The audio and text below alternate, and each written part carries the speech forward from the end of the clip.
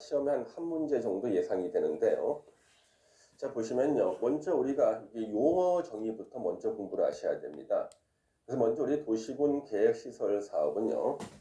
도시군 계획시설을 설치, 정비, 개량하는 사업을 말합니다. 그래서 우리가 기반시설이요. 기반시설이 도시군 계획시설로 바뀌죠. 도시군 계획시설로 바뀝니다. 우리가 이미 공부한 것처럼 기반시설 중에서 그 도시의 도시군 관리 계획으로 결정을 하면은요. 자, 기반시설 중에서 도시군 관리 계획으로 결정을 하면 그때부터 기반시설의 명칭이 도시군 계획시설로 바뀐다. 이렇게 공부하셨죠. 자, 도로는 어느 도시의 기반이 되는 기반시설입니다. 근데 특정한 도시가 그 도시의 도시군 관리 계획으로 도로 설치를 결정했다. 그러면 그때부터는요, 그 도로는 그 도시의 도시군 계획 시설이 되고요. 도시군 계획 시설을 설치, 정비, 개량하는 사업을 도시군 계획 시설 사업이라고 합니다. 그래서 절대 기반 시설을 설치, 정비, 개량하는 것이 아니죠. 도시군 계획 시설을 설치, 정비, 개량하는 것을 말합니다. 그 다음에 시험에 자주 나오는 게 이거죠. 그러면 도시군 계획 사업은 뭔가? 자, 도시군 계획 사업은 도시군 관리 계획을 시행하기 위한 요 사업 세 가지를 말합니다. 시험에 자주 나오죠. 먼저 도시군 계획 시설 사업, 도로 설치, 공원 설치, 이런 학교 설치 이런 게 다 도시군 계획 시설 사업이고요. 도시개발법에 따른 도시개발 사업이 있죠. 시가지 조성이나 단지 조성하는 것. 그 다음에 도시 및 주거환경정비법에 따른 정비사업이 있습니다. 재개발, 재건축 같은 거죠. 요 세 가지를 갖다가 우리는 도시군 계획 사업이다 이렇게 불러요. 그러면 이 중에서 도시군 계획시설 사업은 우리가 지금 공부하는 국토계획법에 규정이 되어 있고요. 도시개발 사업은 도시개발법, 그 다음에 정비사업은 정비법에 규정이 되어 있죠. 그래서 국토계획법, 도시개발법, 정비법 세 개의 법률에 도시군 계획 사업을 각각 나눠서 규정하고 있다는 겁니다. 그다음 도시군 계획 사업 시행자는요. 국토계획법이나 다른 법률에 따라 도시군 계획 사업을 하는 자를 도시군 계획 사업 시행자라고 합니다. 용어 정의 먼저 보셨고요. 그럼 우리 도시군 계획시설 사업에서는 제일 먼저 출발하는 것이 단계별 집행계획입니다. 그래서 도시군 계획시설을 설치한다고 결정 고시 후에는요. 구체적인 집행계획을 세워야 돼요. 그것을 우리가 단계별 집행계획이라고 부릅니다. 그래서 우리 단계별 집행계획을 수립하는 수립권자가 나오죠. 자, 원칙은요. 특별시장부터 군수까지 6명 시장 군수는요. 도시군 계획시설에 대해서 도시군 계획시설을 설치한다는 도시군 계획시설 결정고시로부터 3개월 이내에 자, 두 가지가 들어갑니다. 재원 조달 계획하고 보상 계획 등을 포함하는 단계별 집행 계획을 수립해야 됩니다. 그러면 도로 설치한다고 도시군 계획시설 결정 고시했다. 그러면 3개월 내에요. 구체적인 집행 계획인 단계별 집행 계획을 수립해야 되고 그 단계별 집행 계획에 포함되어야 되는 것은요. 재원 조달 계획과 보상 계획이라는 거죠. 다만 다음에 대통령령으로 정하는 법률에 따라 도시군 관리 계획의 결정이 의제되는 경우에는 해당 도시군 계획시설 결정 고시로부터 이때는 2년 이내에 단계별 집행 계획을 수립할 수가 있습니다. 또 단계별 집행 계획을 수립하고자 할 때는요. 미리 관계행정기관의 장과 협의를 해야 됩니다. 자, 협의란 말 나오죠. 근데 도시계획위원회 심의란 말은 나오지 않습니다. 해당 지방의회의 의견을 들어야 됩니다. 지방의회 의견 청취를 거쳐야 돼요. 그러면 다른 법률에 따라서 도시군 관리 계획 결정이 의제되는 경우가 어떤 것인가가 이 다음에 나오죠. 자, 도시 및 주거환경정비법이라든가 도시재정비 촉진을 위한 특별법. 이게 뭐냐 하면 이게 뉴타운입니다. 뉴타운에 대한 법이 바로 도시재정비 촉진을 위한 특별법이고요. 자, 도시재생 사업하는 게 도시재생 활성화 및 지원에 관한 특별법입니다. 그래서 이런 법에서도요, 우리가 도시군 계획시설 결정이 의제되는 경우가 나옵니다. 그때는요, 2년 내에 단계별 집행계획을 수립해야 된다. 이런 뜻이죠. 그 다음에 국토부 장관이나 도지사도요, 자기가 직접 입안한 도시군 관리 계획일 때는요, 국토부 장관이나 도지사는요, 단계별 집행 계획을 이제 수립하고요, 6명 시장 군수에게 이것을 송부할 수가 있습니다. 그래서 단계별 집행 계획은요, 도시군 관리 계획을 입안하는 그 입안권자가 단계별 집행 계획을 이제 수립하게 돼 있죠.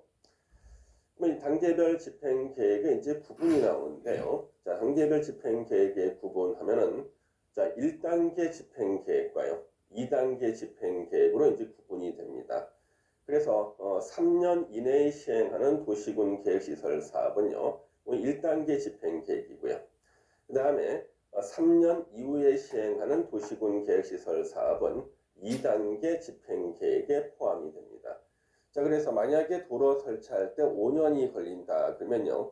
1년 차부터 3년 차까지는요. 1단계 집행 계획에 포함이 되겠죠. 그럼 4년, 5년 차는요. 2단계 집행 계획에 포함이 되는 겁니다. 단계별 집행 계획의 조정이라는 게 있습니다. 제 6명 시장 군수는 매년 2단계 집행 계획을 검토해서 3년 이내에 도시군 계획시설 사업을 시행할 도시군 계획시설은 이를 1단계 집행 계획에 포함시킬 수가 있다. 그 얘기는요. 올해를 기준으로 4년 차는요. 2단계 집행 계획이죠. 이제 내년이 되면은요. 4년 차가 이제 3년 차로 올라오죠. 그래서 매년 검토하는 것은 2단계 집행 계획을 검토해서요. 이제 3년 차 1단계로 올려보낼 것을 선택하는 거예요. 그래서 1단계 집행 계획에 포함시킬 수 있다. 이렇게 되는 거죠. 그러면 이 단계별 집행 계획은 이제 공고가 나오는데요. 특별시장부터 군수까지 6명 시장 군수는 단계별 집행 계획을 수립하거나 받은 때는요. 지체 없이 그 사실을 공고하여야 하고요. 그 다음에 단계별 집행 계획의 공고는요. 당의 지자체 공보에 게재하는 방법에 의하고 필요한 경우는요. 전국이나 지자체를 주된 보급적으로 하는 일간신문에 게재하는 방법을 병행할 수가 있습니다. 공고된 단계별 집행 계획을 변경할 때 역시 변경은 원칙으로 돌아가니까 이것을 준용하고요. 경미한 사항 변경할 때는요. 그 원칙대로 다시 그 절차를 거치지 않아도 됩니다. 이 단계별 집행 계획의 공고는요. 6명 시장 군수만이 하는 것이고 국토부 장관이나 도지사는요. 단계별 집행 계획은 수립은 할 수가 있지만 이 사람들은 공고는 못한다는 거예요. 공고는 할 수 없다. 그러니까 국토부 장관하고 도지사가 단계별 집행 계획 수립했을 때는 자기가 직접 공고 못하고 6명 시장 군수한테 이것을 송부해서 공고하게끔 해야 된다는 거죠. 이것도 우리 알아두셔야겠습니다. 예. 그래서 우리 단계별 집행 계획에 대해서 지금 설명을 좀 드렸는데요. 이 단계별 집행 계획 뭐 자주 나오는 부분은 아니지만 지문에 출제가 될 수가 있으니까 뭐 좀 살펴보셔야 되고요. 그럼 우리 도시군 계획시설 사업의 요 시행자 파트, 요 시행자 파트가 출제 빈도가 높아요. 시행자 파트. 시행자. 우리가 시공하는 사람이 아닙니다. 시행자는요. 주체가 되는 사람을 말해요. 그래서 주체. 그 사업의 주체가 되는 사람이 시행자예요. 땅 파는 사람 우리 보통 시공자라 그러죠. 시행자는 주체가 되는 사람인데요. 자, 원칙적인 시행자는 6명 시장 군수입니다. 그래서 만약에 서울특별시에서요. 도시군 계획시설 사업으로 도로를 설치한다.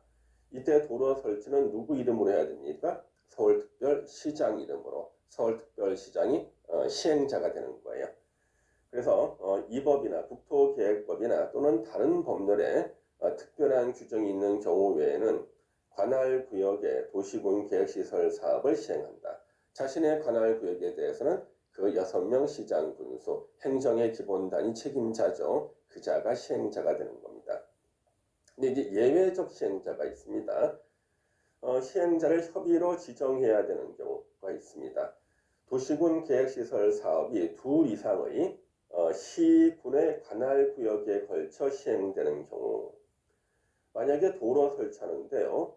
의정부시하고요. 의정부시하고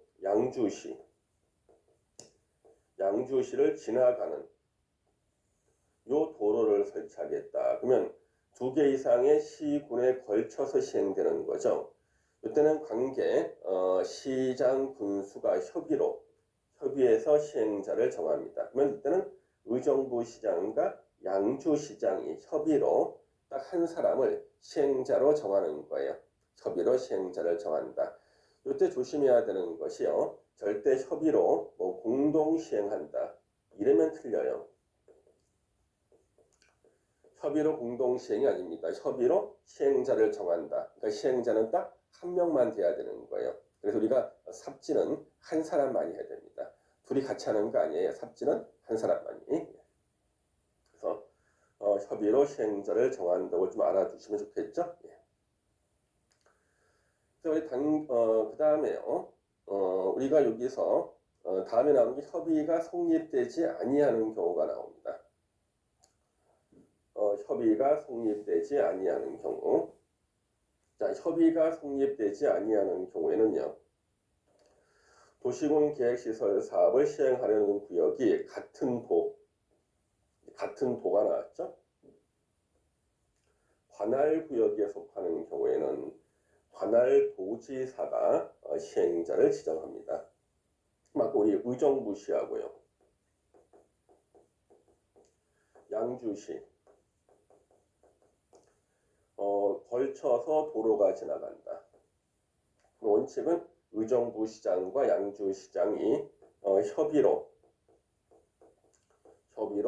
시행자를 정하는데요. 시행자를 정한다죠. 근데 만약에 서로 협의가 안 된 거예요. 요랬을 때는 어떻게 하냐는 거죠. 바로 요때 도지사가 같은 도잖아요. 의정부 양주는 같은 경기도 관할이잖아요. 이때는 도지사가 시행자 지정이죠. 시행자를 이제 지정하는 거죠. 이렇게요. 그 다음에 둘 이상의 시도의 관할 구역에 걸치는 경우. 예를 들면은요. 자, 여기 서울특별시가 있습니다. 서울시가 있고 옆에 경기도 구리시가 있어요. 그러면 도로를 했다가 서울시에서 구리시로 이렇게 도로를 설치할 때는요. 서울시장과 경기도 구리시장이 협의로 시행자를 정해야 되는데 협의가 안 됐을 때는요. 이 구리시는 경기도죠. 그렇죠? 구리시는 어디 관할이에요? 경기도 관할이고요.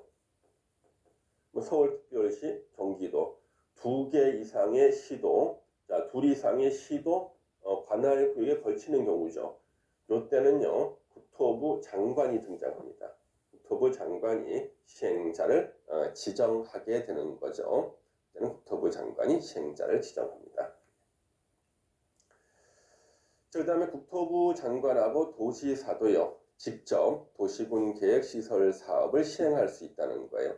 국토부 장관하고 도지사도 직접 시행할 수 있다. 그래서 국토부 장관은요. 자, 국가계획이라는 말이 나왔네. 그렇죠? 국가계획이라는 말이 나왔을 때 역시 국토부 장관 등장하고 있죠. 국토부 장관은 국가계획과 관련되거나 그 밖에 특히 필요하다 인정되는 경우, 그러니까 언제가 필요한지는 국토부 장관만 알아요. 그래서 국가계획과 관련되는 경우 국토부 장관은 도시군 계획시설 사업의 시행자가 될 수 있다. 그 다음에 그래서 6명 시장 군수의 의견을 들어야 돼요. 의견. 예, 국토부 장관은 직접 그 땅을 갖고 있는 것은 아니죠. 그렇죠? 6명 시장 군수, 행정의 기본 단위 책임자인 6명 시장 군수의 의견을 들어 직접 도시군 계획시설 사업을 시행할 수 있고, 도지사는요. 광역도시계획과 관련될 때, 광역도시계획과 관련되거나 특히 필요한 인정되는 경우, 언제가 필요한지는 도지사만 알아요. 관계 시장 군수의 의견을 들어서요. 직접 도시군 계획시설 사업을 시행할 수도 있다. 도시군 계획시설 사업의 시행자는요. 6명 시장 군수가 원칙이지만 국토부 장관이나 도지사도 시행자가 될 수가 있다는 겁니다. 이거 기억하셔야겠네요. 자, 이제 지정받은 자의 시행. 이거 중요하죠.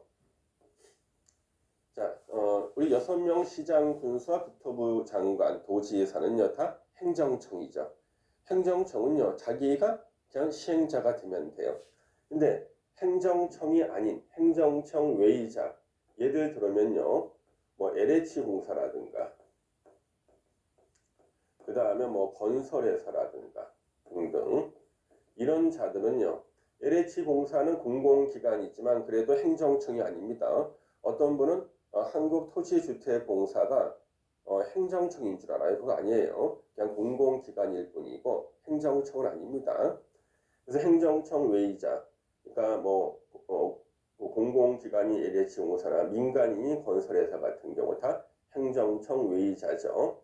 국토부 장관, 시도지사, 시장, 군수로부터 시행자로 지정을 받아 도시군 계획시설 사업을 시행할 수 있다. 그래서 바로 우리가 시행자가 되는 행정청들이죠. 국토부 장관부터 시장, 군수는 다 행정청인데 도시군 계획시설 사업 시행자가 되는 경우죠. 이런 자들로부터 지정을 받으면은요, 행정청이 아닌 자도 도시군 계획시설 사업을 시행을 할 수가 있습니다.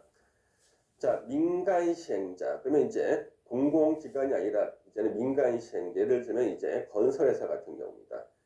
이게 이제 출제 빈도가 제일 높죠. 오늘 별표 한 2개 할까요? 민간 시행자가 도시군 계획시설 사업 시행자로 지정을 받을 때는요. 그러면은 LH공사는요, 그냥 시행자로 아무 조건 없이 지정받을 수 있어요.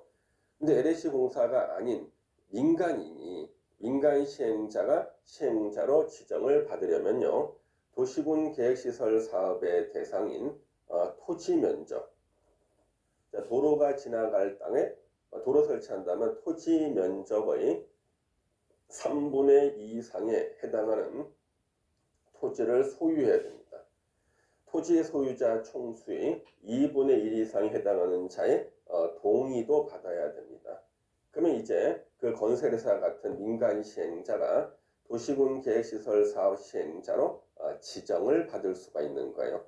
여기 왜 이제 시험에 자주 나오냐 그러면 우리가 흔히 민자유치 사업이라는 거 있죠. 민자유치. 예를 들면 이런 거잖아요. 국가나 지자체가요, 돈이 없어요. 근데 이쪽에다가 도로를 뚫어야겠어요. 고속도로 같은 이쪽에 도로를 뚫어야 되는데 이 도로를 설치할 돈이 없는 거예요. 그래서 건설회사한테 야, 너네들 돈으로 도로 좀 설치해라. 그러면은 한 50년간 이 통행료를 갖다가 받게 해줄게. 너네들이 50년간 통행료 받아서 너네들이 도로 설치할 때 들어간 비용 그거 뽑고도 수익이 남을 거다 이렇게 얘기하는 거죠. 그래가지고 이제 국가나 지자체는요, 이 건설회사가 50년간 여기서 통행료를 받으면 한 얼마 정도나 벌 수 있는지를 계산합니다. 예상되는 자동차의 통행량, 그 다음에 통행료를 얼마씩 계산하고 한 50년간 계산해 보니까 얘네들이 들어가는 돈이 한 1000억이 들어가는데 얘네들이 한 1100억 정도 벌어가겠네. 한 100억 수익 남겠는데 그렇게 해가지고 보통 계산해가지고 이제 통행료하고 그 기간을 정해주는데요. 이걸 잘못 계산했다고 뉴스에 나왔던 곳이 있었죠. 거가대교 같은 데 있지 않습니까? 거가대교 이렇게 통행하는데 통행하는 차 대수를 잘못 계산해가지고 민간 시행자가 엄청난 수익을 얻게 된 거죠. 보통 우리가요 이렇게 민자 유치를 할 때는요 이쪽으로 가면은 시간이 한 1시간 걸리는데 지름길이 있어요. 지름길로 가면 한 30분밖에 안 걸린다. 그러면 우리는 이쪽으로 가면은 이쪽 도로를 타고 가면은 시간은 오래 걸리지만 통행료를 안 내고요. 지름길로 가려고 그러면 앞에서 통행료를 받지 않습니까? 바로 통행료를 받더라도 그 길을 이용할 만한 경우에 이때 보통 민간 자본을 유치해서 그 건설회사 등을 민간 시행자로 지정해서 민자 유치 사업을 하는 겁니다. 이제 민간 시행자로 지정을 받고자 하는 그 건설회사 같은 경우는요, 그냥 받는 게 아니라 조건을 갖다가 갖춰야지만 시행자로 지정을 받을 수가 있는 거예요. 이 조건이 시험 문제란 말이에요. 도시군 계획시설 사업의 대상인 토지. 예를 들면 도로가 설치가 된다면 도로가 지나가는 그 토지의 면적의 3분의 2 이상에 해당하는 토지를 소유해야 돼요. 이건 매입이 아닙니다. 매입이 아니라는 거죠. 매입은 돈 주고 사는 게 매입이잖아요. 근데 여기는 소유라 그랬어요. 그러면 소유하게 되는 원인은 묻지 않는 겁니다. 그 예를 들어서 교환할 수도 있고, 그 다음에 시효 취득할 수도 있고, 그렇죠? 그래서 소유하게 되는 원인은 다양하기 때문에 매입이 아니라 소유입니다. 그 다음에 3분의 2 이상을 소유하고 능력껏 거기다 돈 주고 사겠죠, 그렇죠? 보상비 주고. 토지 소유자 총수 2분의 1 이상에 해당하는 자의 동의를 얻어야 하는 요건을 갖춰야 된다. 이걸 다 갖추고 나면 이제 시행자로 지정을 받게 돼요. 그러면 도로 지나갈 동에 3분의 2 이상을 자기가 소유했다. 뭐 소유하지 못한 면적이 3분의 1이잖아요. 그 3분의 1에 대해서는요, 이제 수용권을 행사하는 거예요. 바로 사업 시행자로서 이제 저 건설회사가 3분의 1 면적을 수용해서 이제 100%를 다 확보하게 되는 겁니다. 그래서 3분의 2, 2분의 1, 가로 안에 써놓기 시험에 나오고요. 지문도 나오고 또 한 가지 국공유지는 제외한다 그랬어요. 국유지하고 국가 소유 땅이 국유지죠. 지자체나 공공기관 소유 땅이 공유지입니다. 국공유지 면적을 제외하고 면적의 3분의 2 이상을 소유해라는 거예요. 그러면 우리 공부하다 보면 어디서는 국공유지를 포함, 어디서는 국공유지를 제외 이렇게 나오는데요. 헷갈리죠. 이걸 이해하는 방법은 간단해요. 국공유지를 포함하는 게 국가 지자체한테 유리하면 포함하고요. 국공유지를 제외하는 게 국가 지자체한테 유리하면은 제외합니다. 이때는 국가나 지자체 공공기관 땅인 국공유지를 제외하고도 3분의 2 이상 토지를 소유해야 돼요. 이게 국가 지자체한테 유리하겠죠. 극단적으로 만약에 국공유지 포함해서 3분의 2 그랬을 때는 국공유지가 3분의 2가 넘으면은요, 자기네들은요 아주 쉽게 사업할 수가 있잖아요, 그렇죠? 국공유지를 빼고 3분의 2 이상 토지를 소유해야 되는 겁니다. 그래서 요거 시험에 너무나 자주 나오니까 꼭 알아두셔야겠습니다. 자, 이제 실시 계획이 나와요. 요 실시 계획은 뭐냐 그러면 시행자가 자기가 공사할 계획이 실시 계획이에요. 땅 팔 계획, 나 이렇게 땅 파겠다, 이렇게 공사하겠다, 이게 바로 실시 계획입니다.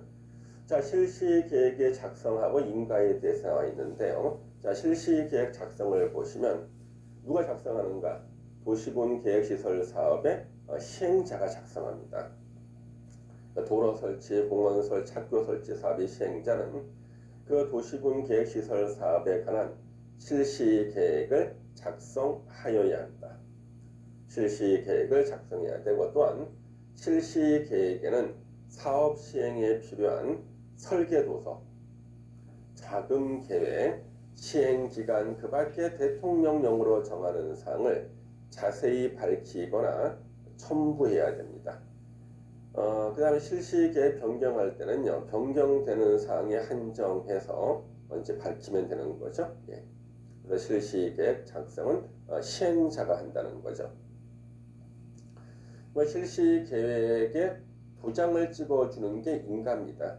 자, 실시계획 인가를 보시면 도시군 계획시설 사업의 시행자는요, 실시계획을 작성했을 때는요, 국토부 장관이 지정한 시행자, 국토부 장관으로부터 시행자로 지정받은 자는요, 국토부 장관한테 인가받아야 되고요. 나머지 시행자는요, 다 시도지사나 대도시시장한테 인가를 받아야 됩니다. 또 이게 가로를 보시면 국토부 장관이나 시도지사, 대도시시장이 시행자가 되는 경우가 있어요. 자, 계급이 높은 국토부 장관, 시도지사, 대도시시장이 자기가 이제 도로 설치하는데 시행자가 되죠. 그러면 지가 실시 계획은 작성을 해야 돼요. 그렇지만 인가를 안 받아요. 제외랑 인가 안 받는다며요. 자기가 인가권자잖아요, 그렇죠? 자기가 인가권자니까 이때는 인가를 안 받습니다. 그 다음에 준공검사를 받은 후에 공사 다 끝나고 나서 공사 잘했는가 못했는가 알아보는 게 준공검사거든요. 준공검사를 받은 후에 해당 도시군 계획시설 사업에 대해서 국토교통부령으로 정하는 경미한 사항을 변경하기 위해서 실시 계획을 작성하는 경우에는요. 이때는요 인가를 받지 않는다. 핵심 뭐예요? 경미한 사항 변경.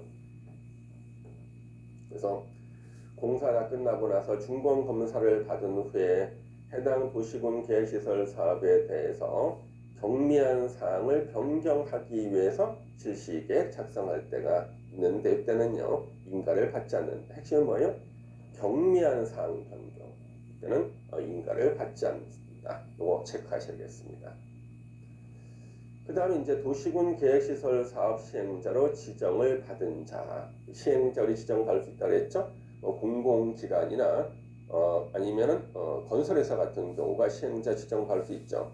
이 사람은요 그 지자체 사정을 잘 몰라요. 그렇기 때문에 실시 계획을 작성하고자 할 때는 미리 지자체 행정의 책임자인 6명 시장 군수의 의견을 들어야 됩니다. LH 공사가 만약에요 의정부시에다가 도로 설치하는 시행자로 지정받았다. 그러면 LH 공사는요 의정부시에 대한 사실을 잘 모르죠. 의정부시의 그 사정을 잘 모르죠. 그때는 의정부시장한테 의견을 들어야 됩니다. 실시 계획을 작성할 때 의견 들어서 작성해야 됩니다. 이것도 지문에 언급될 수가 있으니까 좀 봐두셔야겠습니다. 자, 도시군 관리계획 변경 의제라는 게 나와요. 자, 도시군 관리계획 변경 의제. 실시 계획이 작성 또는 인가된 때. 자, 이 실시 계획이 작성은 뭐냐 그러면 도시군 계획시설 사업 시행자 국토부 장관이나 시도지사나 대도시 시장일 때는요. 인가 안 받는다 그랬죠. 얘네들 그냥 작성만 하면 돼요. 또는 이제 얘네들이 아닌 다른 자가 실시 계획을 작성할 때는 또 인가를 받아야 되죠. 그 실시 계획에 반영된 경미한 사항의 범위에서 도시군 관리 계획이 변경된 것으로 본다. 그래서 실시 계획에 반영된 경미한 사항에 대해서는요. 국토계획법에 나오는 도시군 관리 계획이 변경된 것으로 봅니다. 이 경우 도시군 관리 계획 변경 사항이 이를 반영한 지형 도면은 당연히 고시를 해야 됩니다. 그래서 경미한 사항의 범위에서예요. 경미한 사항 범위에서 도시군 관리 계획이 변경된 것으로 봅니다.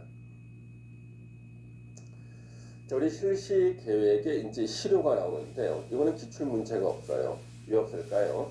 이게 없는 이유가 이 실시 계획 시료는요 생긴 지가 1년밖에 안 됐어요. 그래서 이거는 앞으로 출제 예상이 될 수 있는 출제 예상이 되는 부분이 되겠죠. 전에는 없던 제도가 생긴 게 실시 계획 시료입니다. 도시군 계획시설 결정 고시로부터 10년 이후에 실시 계획을 작성하거나 인가받은 도시군 계획시설 사업의 시행자가 실시 계획 고시로부터 5년 이내에 공시법에 따른 재결 신청을 하지 아니하는 경우에는 실시 계획 고시일 5년이 지난 다음 날에 그 실시 계획은 효력을 잃는다 그랬거든요. 도무지 이게 무슨 말일까요? 아주 어려운 얘기인데 하나씩 풀어서 봐야 됩니다. 이거는요. 자, 도시군 계획시설 결정 고시로부터 예를 들면 도로 설치한다고 결정 고시한 날로부터 10년 이후에 실시 계획을 작성하거나 인가, 다른 법률에 따라 의제되는 경우는 제외입니다. 인가받은 도시군 계획시설 사업의 시행자. 이 시행자 우리는 장기 미집행 도시군 계획시설 사업 시행자라고 부른다는 거죠. 그래서 도로 설치한다고 결정 고시했는데 10년이 지났는데도 실시 계획을 작성하거나 인가받은 도시군 계획시설 사업의 시행자, 작성하거나 인가받은 도시군 계획시설 사업의 시행자가 실시 계획 고시로부터 5년 이내에 자, 공시법에 따른 재결 신청을 하지 아니하는 경우. 이건 뭐냐면 이때 재결 신청은요. 수용 보상금은요. 당사자 간의 협의로 정해 수용 보상금을요. 자, 도로 설치가 되는 땅의 토지 소유자한테 수용 보상금을 얼마 주겠다. 원래 당사자 간의 협의로 정하는데 이때 협의가 성립 안 했단 말이에요. 이랬을 때는요. 재결 신청을 해야 돼요. 토지 수용인에다가 적절한 수용 보상금을 정해달라는 재결 신청을 해야 됩니다. 이때 재결 신청을 하지 않았다. 이때는 실시계획 고시일로부터 5년이 지난 다음 날에 그 실시 계획은 효력을 잃는다. 실효가 된다는 얘기입니다. 그래서 이때 하여튼 재결 신청하지 않았다. 그러면 수용 보상금에 대해서 얼마라고 정해주세요. 이렇게 하지 않았다는 것은 더 이상 사업을 할 마음이 없다고 봐가지고 실시 계획 고시일로부터 5년이 지난 다음 날에 실시 계획 효력을 잃는다는 거죠. 그 다음에 다만 장기 미집행 도시군 계획시설 사업 시행자가 재결 신청을 하지 아니하고 실시 계획 고시일 5년이 지나기 전에 해당 도시군 계획시설 사업에 필요한 토지 면적 3분의 2 이상을 소유하거나 사용할 수 있는 권한을 확보하고, 이때 권한은 뭐겠어요? 지상권이나 전세권 같은 용익 물권을 말하겠죠. 권한을 확보하고 실시 계획 고시일로부터 7년 이내에 재결 신청을 하지 아니한 경우, 이때는 실시 계획 고시일로부터 7년이 지난 다음 날에 실시 계획 효력을 잃는다. 실효가 된다는 얘기죠. 이 얘기는 뭐냐면 토지 면적 3분의 2 이상을 소유하거나 사용할 수 있는 권한을 확보했다. 그랬을 때는 뭔가 사업을 할 마음은 조금 있었다는 얘기죠. 그랬을 때는 5년이 아니라 7년까지 봐주겠다. 7년이 지난 다음 날에 실시 계획 효력을 잃는다. 실효가 된다는 거예요. 이 규정은요, 여러분들이 공시법의 규정을 조금 이해를 하시면 더 쉽게 이해가 될 수 있는데 좀 어렵습니다. 그래서 공시법 규정에 대해서는요, 요 뒤에서 제가 다시 수용권을 설명할 때 자세히 설명을 드리고, 그 설명을 듣고 나서 이쪽을 조금 다시 한번 복습하시면 이해가 잘 될 수가 있겠습니다. 자, 장기 미집행 도시계획 시설 사업 시행자가 재결 신청 없이 도시군 계획시설 사업에 필요한 모든 토지 건축물 또는 그 토지에 정착된 물건을 소유하거나 사용할 수 있는 권한을 확보하는 경우, 이때는 그 실시행 효력을 유지한다. 왜요? 사업할 생각이 있다는 거죠. 그래서 재결 신청 없었어요. 수용 보상금에 대한 협의가 안 됐는데 보상금을 정해달라고, 우리 협의 안 됐으면 보상금 정해주세요. 토지수용위원회에다가 보상금을 정해달라는 재결 신청을 하지 않았다 할지라도 도시군 계획시설 사업에 필요한 모든 토지 건축물, 그 토지에 정착된 물건을 소유하거나 사용할 수 있는 권한을 확보하는 경우에는 그 실시 계획은 효력을 유지한다. 실효가 되는 것이 아니라는 겁니다. 이때는 할 마음이 있기 때문에 실효가 되는 것은 아니다. 이렇게 이해를 하셔야겠습니다. 자, 실시 계획이 폐지되거나 효력을 잃은 경우 해당 도시군 계획시설 결정은 다음에서 정한 날 효력을 잃습니다. 자, 이제 실효가 되는 날이 나오죠. 이 경우 시도지사 또는 대도시시장은 해당 시도 또는 대도시 공고에 실효일자 및 실효사유와 실효된 도시군 계획의 내용을 게재하는 방법으로 도시군 계획시설 결정에 실효 고시해야 됩니다.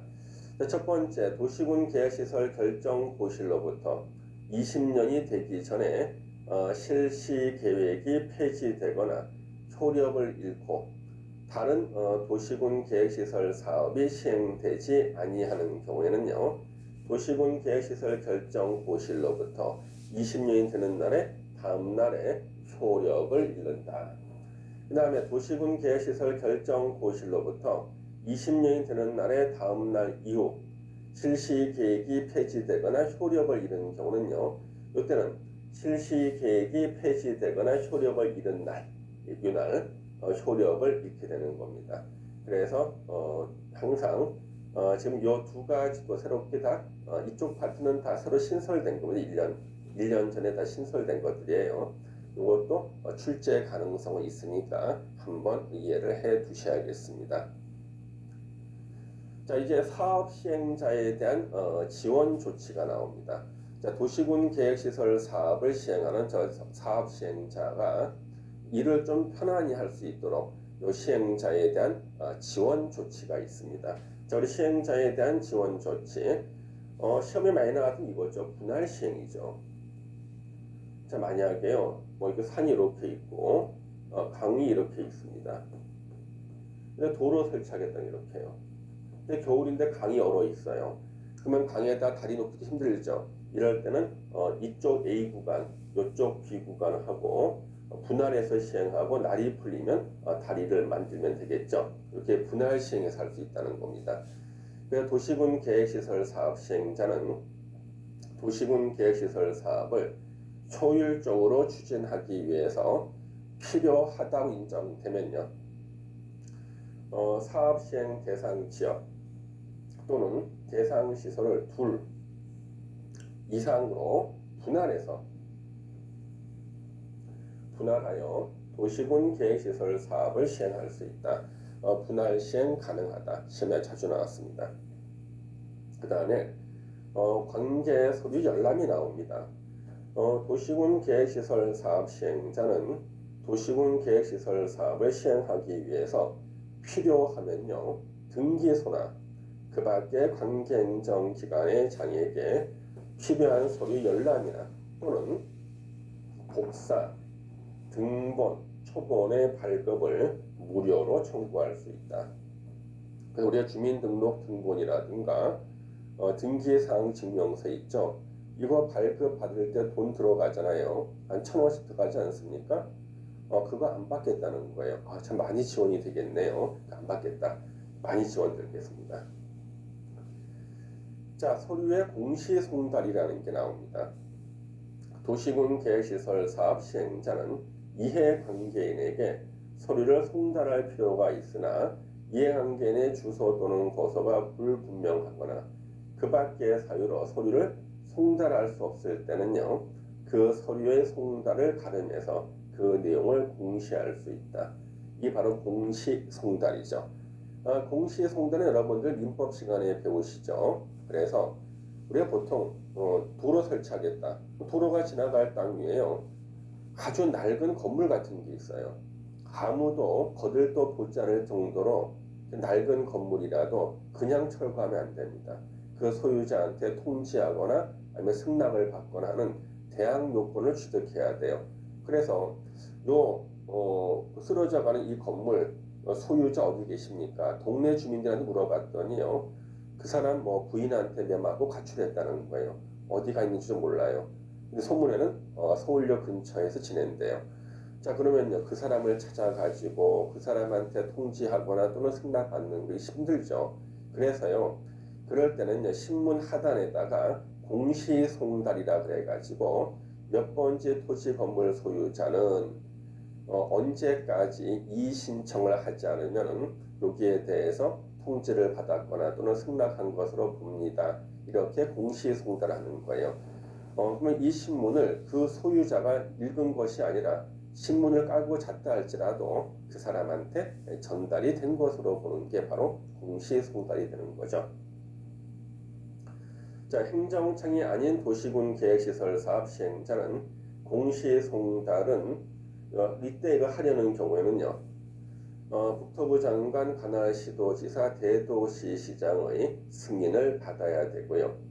승인받아야 돼요. 행정청이 아닌 도시군 계획시설 사업 시행자는 승인을 받아야 되고, 서류의 공시송달에 관해서는 민사소송법의 공시송달에 따르게 됩니다.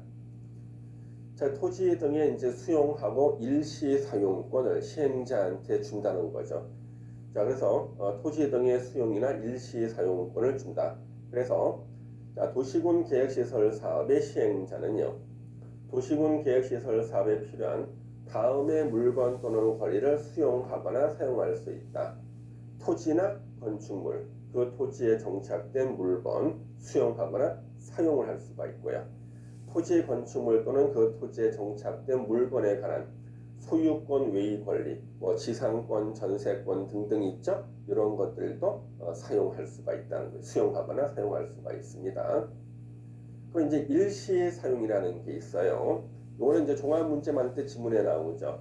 도시군 계획시설 사업 시행자는 사업 시행을 위해서 특히 필요하다고 인정이 되면 도시군 계획시설의 인접한이에요. 자, 도로가 설치되는 땅은 수용해야겠죠. 그렇죠? 수용은 뭐예요? 수용 보상금을 주고 소유권을 강제로 뺏는 게 수용이죠. 그런데 도로가 설치될 땅 옆에 땅이 있죠. 재료 적시장, 세멘, 모래, 철근, 벽돌을 쌓아놓거나 임시 통로로 사용되는 땅은요, 수용하면 안 돼요. 우리 일시 사용하고 반납해야 돼요. 그래서 인접한 토지 건축물 또는 그 토지에 정착된 물건이나 토지 건축물 또는 그 토지에 정착된 물건에 관한 소유권 외의 권리를 예를 들면 뭐 통행 지역권 같은 거죠. 일시 사용할 수가 있다. 그래서 우리가 인접한이라는 말이 나오면 절대 수용이라는 말이 나오면 안 돼요. 인접한이라는 말이 나오면은요, 수용이라는 말이 나오면 안 되고 일시 사용이라는 말이 나와야 됩니다. 자, 수용 및 사용의 절차. 자, 수용 및 사용에 관해서는요, 국토계획법에 특별한 규정이 있는 경우 외에는 원칙이 공시법을 준용합니다. 우리나라 수용에 대한 일반법이 공시법이에요. 그래서 어느 법이든지 수용이라는 말이 나오잖아요. 그럼 그 수용에 대해서는요, 공시법이 적용되는 게 원칙이에요. 그래서 공식 명칭은 공익사업을 위한 토지 등의 취득 및 보상에 관한 법률이고요. 너무 법이 길죠. 두 번만 읽고 숨이 차거든요. 줄여서 그냥 공시법이라 부르고요. 옛날 이름은 토지수용법이었습니다. 자, 그러면 수용에 대한 일반법인데 국토계획법에 특별한 규정이 있는 경우 외에는 공시법을 준용하고요. 뭐 국토계획법에 특별한 규정이 있을 때는요, 그 특별한 규정을 먼저 적용합니다. 이것을 공시법 적용의 특례라고 해요.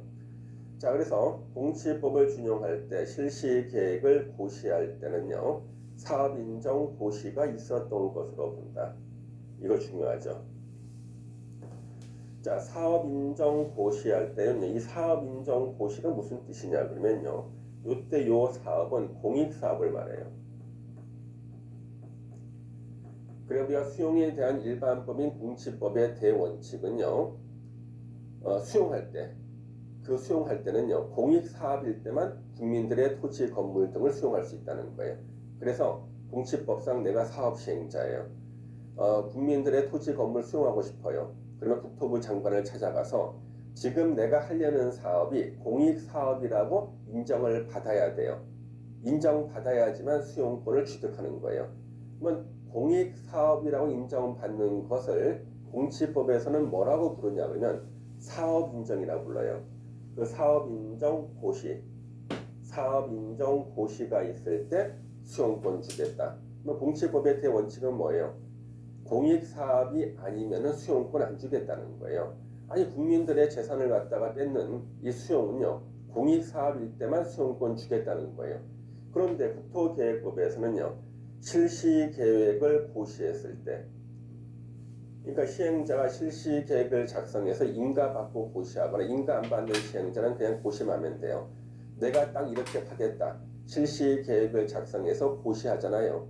그러면 공익사업이라고 인정을 안 받았는데도 불구하고 공익사업으로 인정받은 것으로 본다는 거예요. 그 얘기는 수용권을 준다 이런 뜻이에요. 실시계획을 고시한 경우에는 사업인정 고시가 있었던 것으로 본다.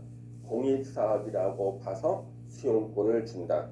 그러면 도시군 계획시설 사업에서는요, 시행자는 언제 수용권을 취득해요? 실시계획 고시가 있을 때 수용권 취득한다. 아주 중요한 얘기죠. 그 다음에 재결 신청은요, 우리 수용보상금은요, 공시법상 당사자 협의로 정하는 겁니다. 그럼 바로 어떤 분 질문해요? 교수님, 저 수용 당해봤는데요, 저는 수용하는 시행자하고 협의한 적 없어요. 이때 협의는 서로 얼굴을 마주보고 얘기하는 게 협의가 아니에요. 어떤 거냐 그러면은 집으로 통지서가 와요. 당신의 땅을 1억에 수용하겠습니다. 통지서를 받고 가만히 있잖아요. 이러면 협의가 성립이 된 거예요. 통지서를 받고 무슨 소리, 내 땅 2억짜리인데 이의 신청하죠? 이럴 때는 협의가 성립 안 돼요. 이랬을 때는요, 시행자가요, 자, 협의가 성립 안 됐다.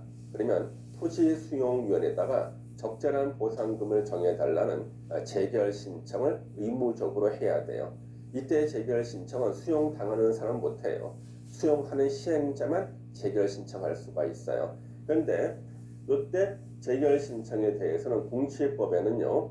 불구하고 공시법에서는 1년 내라고 돼 있어요.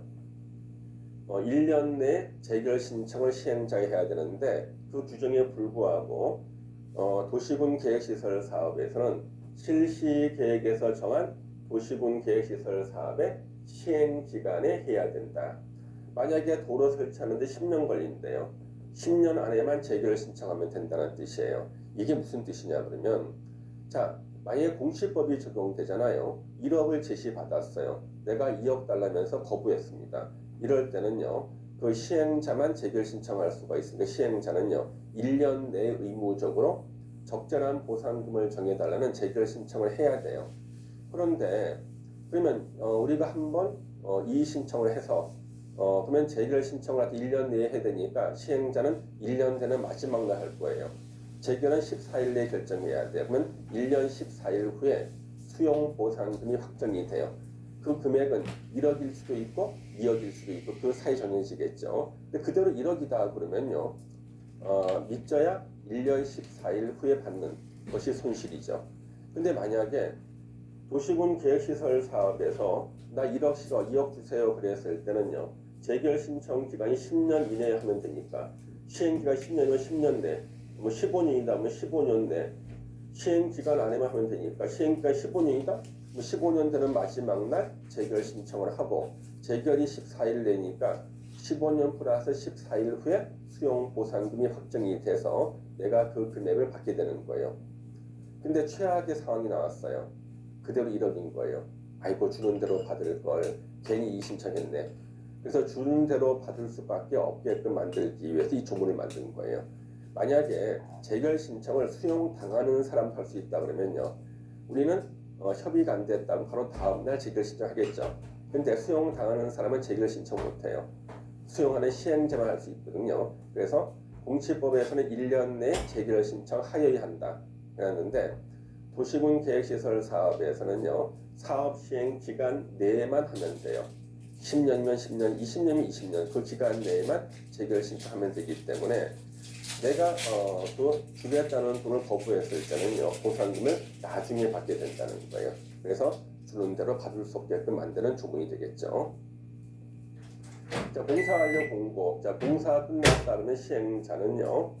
공사를 마친 때 국토교통부령으로 정하는 바에 따라 공사 완료 보고서를 작성해서 시도지사나 대도시시장한테 준공검사를 받아야 되고요. 계급 높은 사람은 준공검사를 안 받죠. 보고도 안 하죠. 지네들이 보고받는 사람이니까. 자, 준공검사는 시도지사나 대도시시장이 하고 국토부 장관은 준공검사 못합니다. 준공검사는 공사를 잘했는가 확인하는 거죠. 이거는 지자체장이 하고요. 국토부 장관이 전국을 돌며 하는 게 아닙니다. 자, 공사 완료 공고 시도지사나 대도시장은 준공검사를 한 결과 실시 계획대로 완료되었다고 인정되는 경우는 그 시행자에게 준공검사 증명서를 발급하고 공사 완료 공고를 해야 됩니다. 국토부 장관, 시도지사, 대도시시장인 도시군 계획시설 사업의 시행자는요. 공사 마친 때 그냥 공사 완료 공고를 해야 됩니다. 자, 우리 행정심판, 요거 종합 문제 만들 때 지문에 자주 나오거든요. 자, 국토계획법에 따른 도시군 계획시설 사업 시행자의 처분에 대해서는 행정심판법이라는 법이 있어요.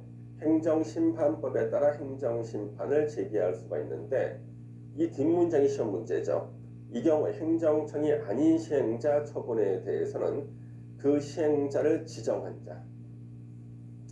자에게 행정심판을 제기해야 됩니다. 그래서 행정청이 아닌 시행자도 있죠. LH공사라든가 건설회사 행정청이 아닌데 시행자로 지정받으면 시행자 됐잖아요. 그래서 그자가 한 처분에 대해서 피해를 받은 국민들은요. 행정심판을 제기는 할 수가 있는데 행정심판은요. 행정청을 상대로 해야 돼요.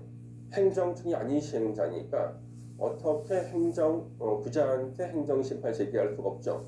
일단은요. 그자를 시행자로 지정한 자는 행정청이죠.